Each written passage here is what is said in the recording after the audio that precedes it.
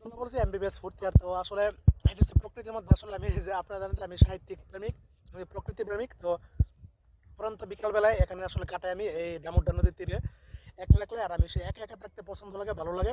দেখতেছি যে আকাশের এই যে চাঁদ, খুবই সুন্দর প্রকৃতিকে উপভোগ করে প্রতিটা বিকেলে কিন্তু আমি এখানে আসলে সময় কাটাই একা একা।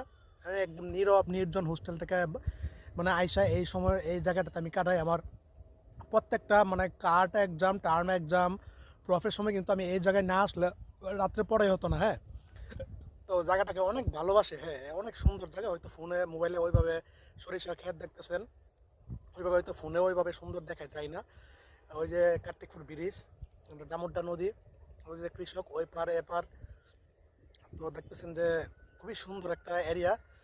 এখানে একা একা সময় কাটাই, তো প্রকৃতিকে উপভোগ করি।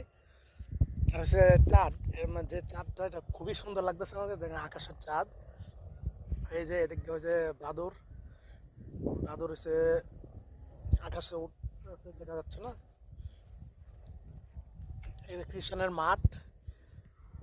আমি আজকে আসলে ঢাকা যাওয়ার কথা ছিল আমার 21শে বইমেলাতে। তো আপনারা জানেন যে আমার যে প্রথম কাব্যগ্রন্থ অপরিচিতা, এটা প্রকাশিত হচ্ছে, কিন্তু আমি এই বইগুলি আসলে দেওয়ার সময় হচ্ছে না। আমি মানে রাত্রে 5টা বাজে ঘুমাইছি, ঘুম থেকে উঠে দেখি সকাল 4টা 11টা বাজে। আজকে আমার কলেজ বন্ধ ছিল। কিন্তু আমি দেখি মোটামুটি আবার এই কয়েকদিনের মধ্যে আমি আবার ঢাকা যাওয়া হবে, নরসিংদী যাওয়া হবে।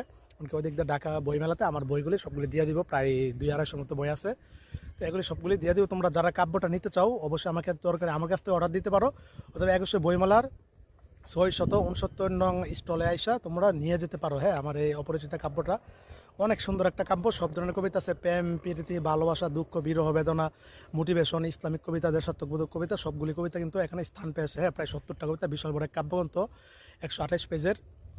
তো সকলের সাথে দেখা হবে ইনশাল্লাহ। তো কোনো জানা থাকলে অবশ্যই আমাকে হোয়াটসঅ্যাপ করবা।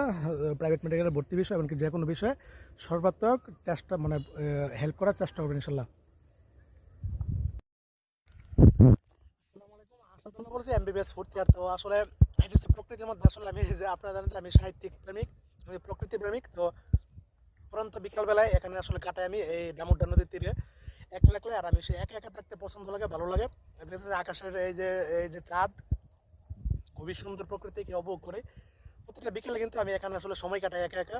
আমি একদম নীরব নির্জন হোস্টেল থেকে মানে আইসা এই সময় এই জায়গাটাতে আমি কাটাই। আমার প্রত্যেকটা মানে কার্ট এক্সাম, টার্ম এক্সাম, প্রফের সময় কিন্তু আমি এই জায়গায় না আসলে রাত্রে পড়াই হতো না। হ্যাঁ, তো জায়গাটাকে অনেক ভালোবাসে। হ্যাঁ, অনেক সুন্দর জায়গা। হয়তো ফোনে মোবাইলে ওইভাবে সরিষার ক্ষেত দেখতেছেন, ওইভাবে হয়তো ফোনে ওইভাবে